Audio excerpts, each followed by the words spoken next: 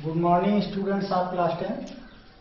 बेटा आज हम आपको जैविक प्रक्रिया से ट्रांसपोर्टेशन या संवहन लेसन से आपको बातें बताएंगे। किस तरीके से प्लांट और एनिमल में मटेरियल्स का ट्रांसपोर्टेशन होता है।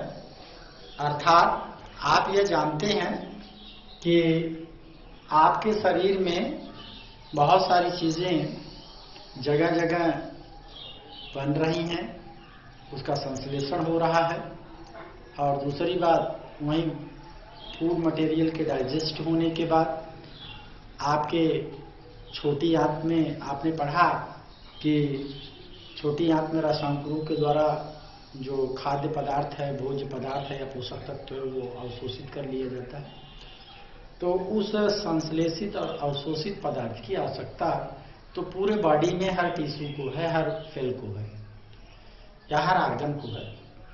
तो उनको उन आर्गनों तक जाना है, उन आर्गन तक, उस टिश्यू और सेल तक उन मटेरियल का जाना आवश्यक है, क्योंकि अगर वो नहीं पहुंचता है तो इस तरीके से वह पोषण नहीं कर पाएगी सेल, और उसकी जो और जैविक क्रियाएं हैं वह सुचारू रूप से नहीं चल पाएंगी।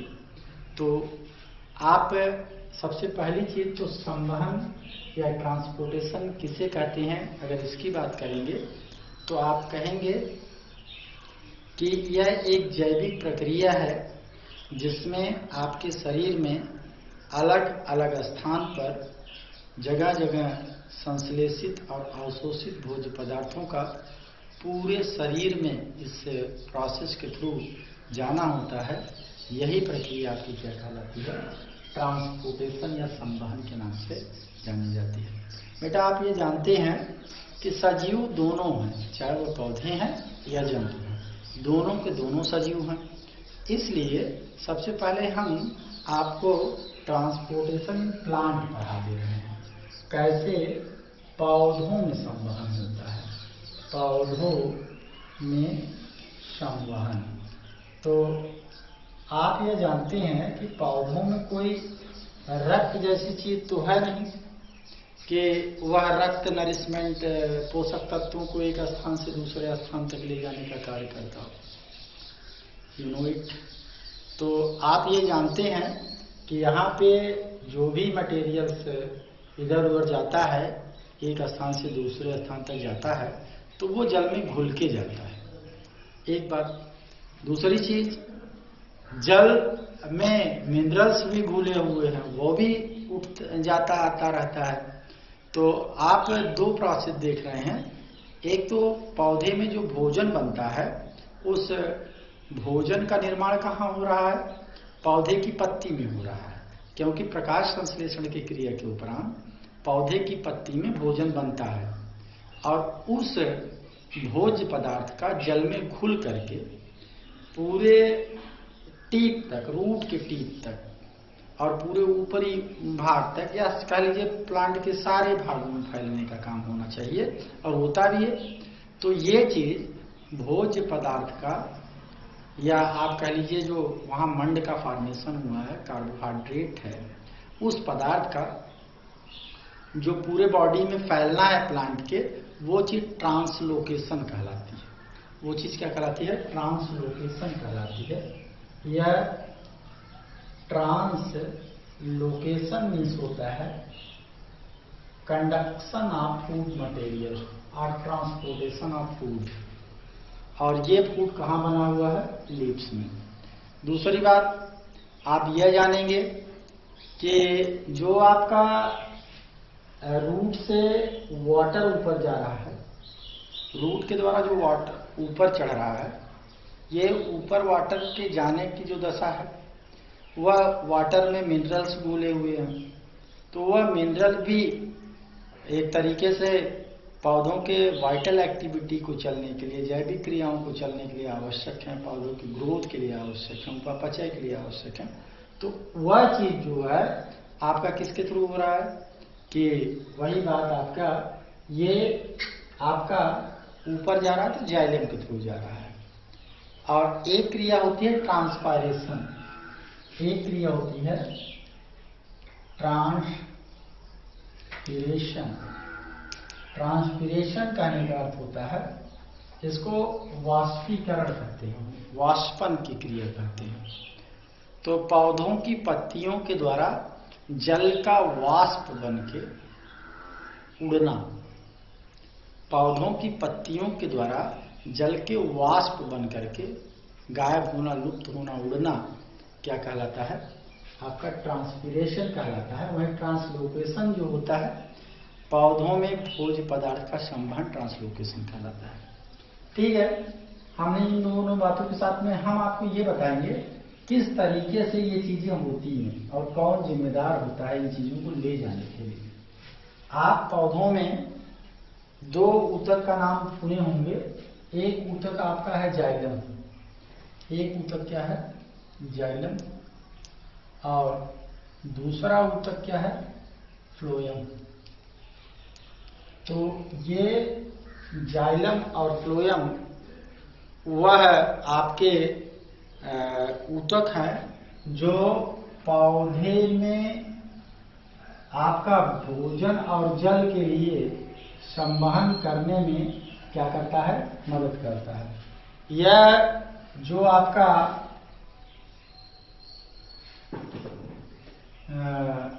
जो जाइलम है, यह जाइलम जो है, इस जाइलम के माध्यम से आप यह कह सकते हैं कि जड़ से क्या होता है? वाटर और मिनरल एब्जॉर्ब करके ऊपर तक पहुंचता है। जबकि फ्लोएम के द्वारा क्या होता है?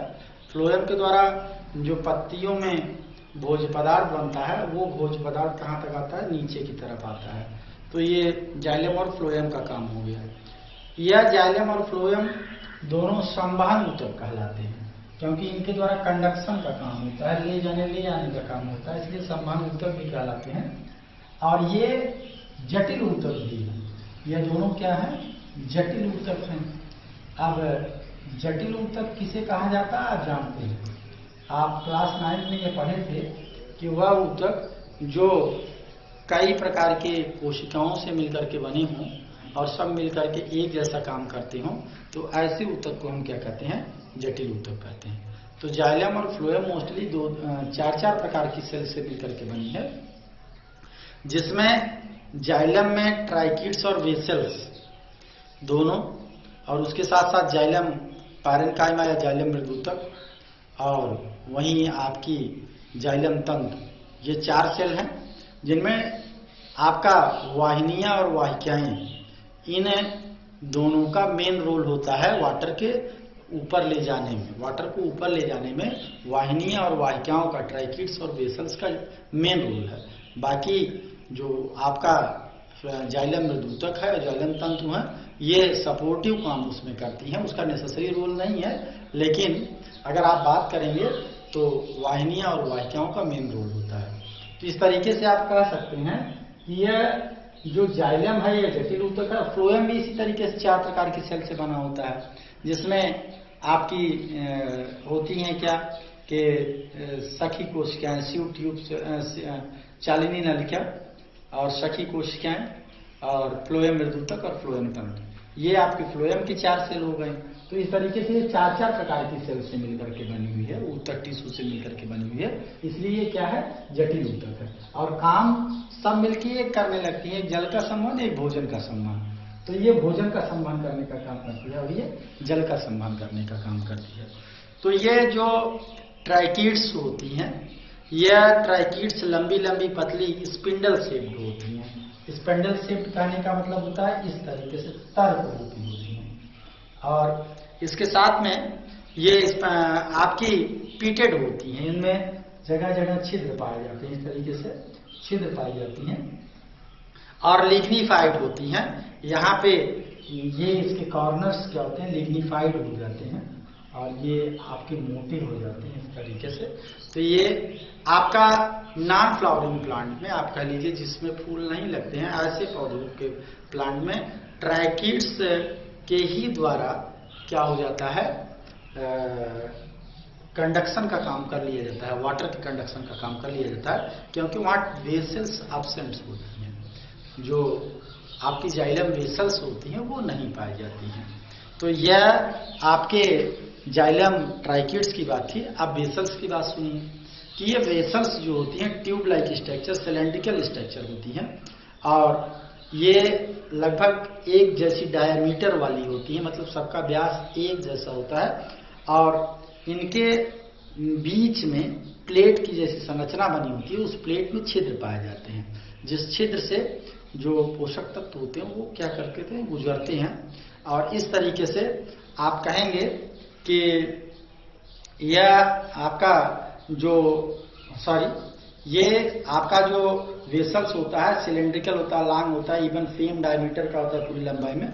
और ये लिग्निफाइड वॉल इनकी भी होती है, मतलब इनकी वॉल भी इस तरीके से रहेंगे तो ये लिग्निफाइड ही रहेगी, अर्थात ये भी मोटी ही रहेगी। इनमें सेलुलोज और पेक्टिन का जमाव रहता है, तो ये लिग्निक एक प्रकार का आप कह लीजिए पॉलीसैकेराइड होती है उसके कारण।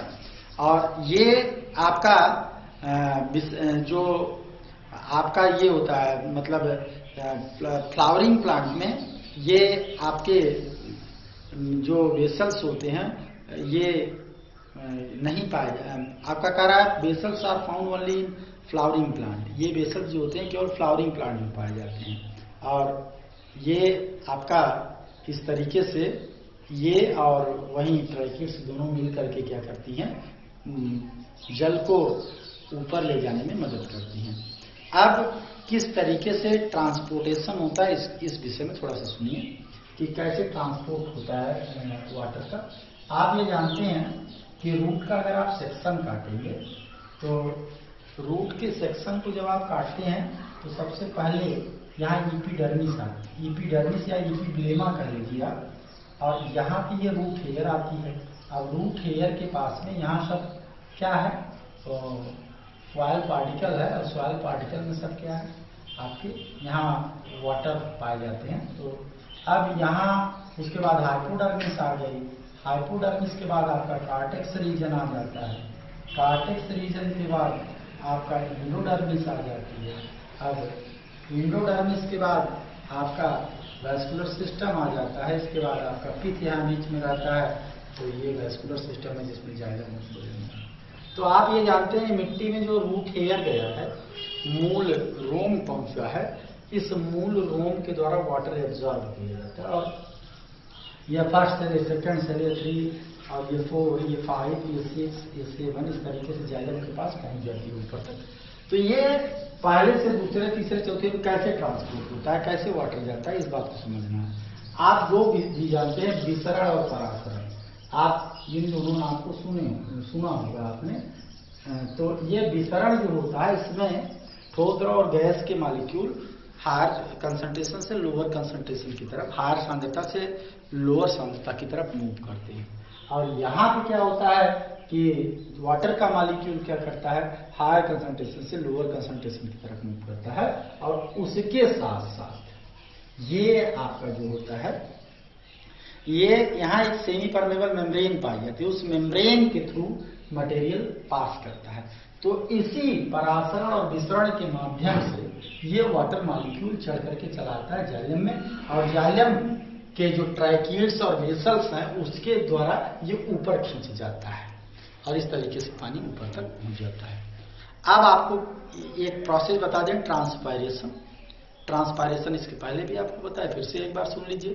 ट्रांसपायरेशन कहने का अर्थ होता है कि आप जानते हैं कि एक नेसेसरी इविल है, ये अर्थात कहने का अर्थ है ये आवश्यक बुराई है पौधों का। आप वाटर के लॉस का होना ये तो बुरा ही माना जाएगा क्योंकि वाटर नेसेसरी चीज है, लेकिन हाँ यहाँ एक नेसेसरी, इसीलिए इसको कहा जाता है नेसेसरी इविल है ये ट्रांसपायरेशन।